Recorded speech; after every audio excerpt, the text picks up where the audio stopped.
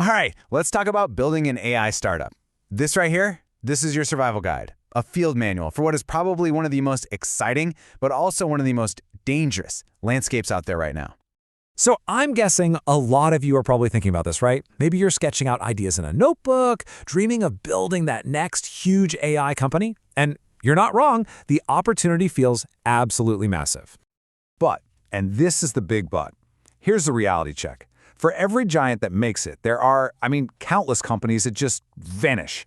The stakes are incredibly high, and it feels like the ground is constantly shifting under our feet. Okay, so let's get right into it. Why is it so tricky right now? Well, it's because generative AI has completely changed the rules of the game. All those traditional startup metrics we used to rely on, things like customer acquisition cost, they just don't cut it anymore. They don't capture the new, really complex risks that come with AI. Think about it. We're not dealing with software that just does calculations anymore. We're dealing with software that makes educated guesses. And that uncertainty, it changes everything. We need a totally new way of thinking about this. So to get through this new world, you really need a map. And that's what we're going to build today. Here's the plan. First, we'll lay out the framework itself. Think of it as our compass. Then we're going to explore the 4 main types of AI startups you'll find out there. After that, we'll look at the hidden traps for each one. And finally, we'll talk about how to navigate what's coming next. Okay, so here's the core idea, the most important takeaway. You can basically classify any AI startup using a simple map, one that's defined by just 2 key questions. And this isn't just about putting things in boxes. No.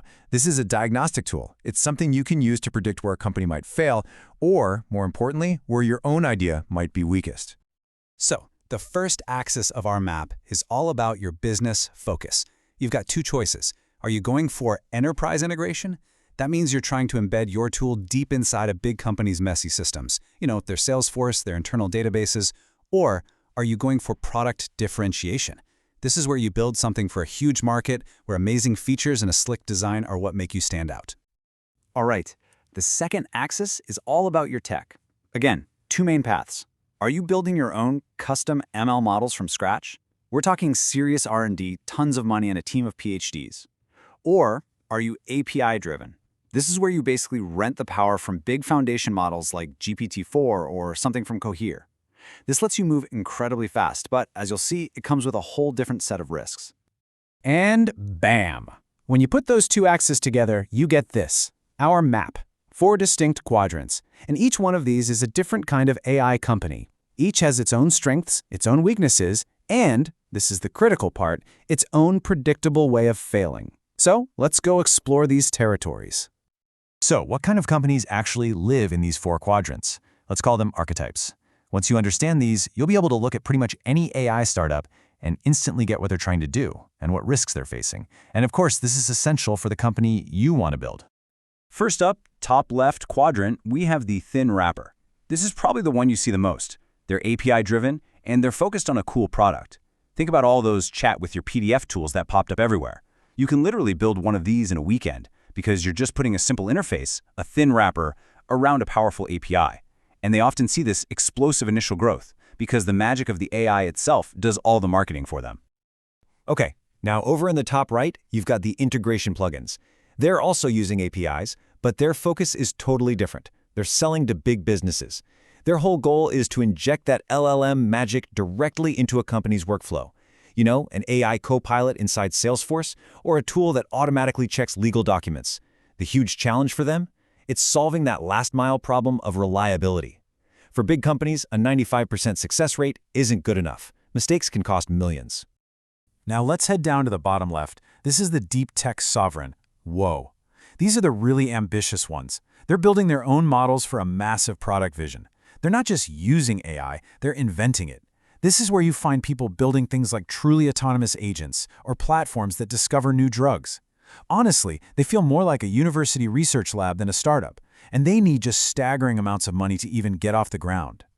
And finally, our last quadrant, the bottom right, the vertical fortress. These guys combine custom in-house AI with a laser focus on one industry. Think AI that's better than a radiologist at spotting tumors on an X-ray, or an AI that detects complex financial fraud. Their secret weapon? They have access to unique, private data that nobody else has. They train their models on that data, and that creates this incredibly powerful, defensible moat around their business. All right, so we've explored the map, you know the territories, but now comes the really important part, the survival guide, because every single one of these territories has a hidden trap, a predictable, almost systemic way that companies in that quadrant fail, and knowing what these traps are is the only way you're going to avoid them. So for our thin wrappers, the boogeyman is called the wrapper death spiral. And here's how it works. You build this awesome little feature on top of, let's say, GPT-4. It takes off. But then, 6 months later, OpenAI just adds that exact same feature into their main product. And overnight, your startup becomes completely obsolete. And, man, it is a vicious, vicious cycle. Step 1, the platform you built on just eats your lunch. Step 2, your users, who have zero loyalty to you, they're loyal to the big platform, they churn instantly. Step 3, to get new customers, your marketing costs go through the roof.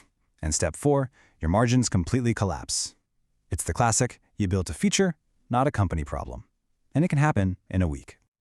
Okay, what about the integration plugins? Their trap is called pilot purgatory. It's this horrible limbo state. They land a huge potential client, a Fortune 500 company, and they get a pilot project. But then, they just get stuck there, forever, in endless proof of concept trials. And why? Because that big company demands 100% reliability, and the API models these startups use just can't guarantee that. They're built on probabilities, not certainties. Here's exactly how it plays out. The AI makes one tiny but really embarrassing mistake. A hallucination. That's it. The big client instantly loses all trust. Then they start demanding custom fixes and guarantees for every possible edge case. And before you know what's happened, your dream of a scalable software business is dead. You've accidentally become a low-margin consulting shop, just building custom stuff for one client at a time. All right, what about our big dreaming deep tech sovereigns? Their trap is the science project trap. It's pretty simple, really. They raise an absolutely insane amount of money to chase some mind-blowing technical breakthrough, but they burn through every single dollar before they've built a single thing that someone is willing to pay for. The technology is incredible, for sure, but the runway to actually making money is just too long and they run out of fuel. And believe it or not, even the vertical fortress, which seems so safe, has a trap. It's a subtle one, called this service trap. Because their special sauce is training models on each customer's unique data. Every time they get a new customer, it's this slow, painful, manual process. So what happens? They stop being a scalable software company and turn into a tech-enabled service business.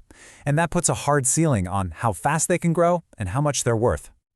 Okay, so those are the traps. A little scary, right? But here's the good news.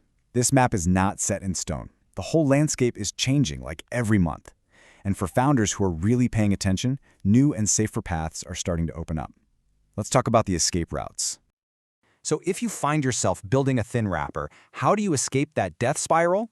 You have to become a thick wrapper. You have to move way beyond just one simple feature.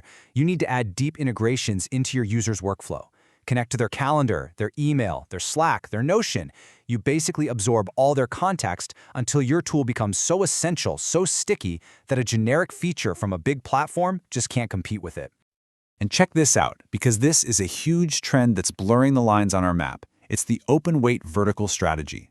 With incredibly powerful open source models now available, you can get all the benefits of a custom model, the control, the privacy, the performance, without having to spend hundreds of millions training it from scratch. You can basically build a powerful vertical fortress, but on a much smaller budget. This is an absolute game changer. So there you have it. That's the new landscape, a world of thin wrappers and vertical fortresses, of science projects and integration plugins. Each one has its own massive potential and its own deadly trap. The old rules are gone, but now you have the map. You have the compass. So for all of you thinking about what's next, the only question left is, where are you going to build?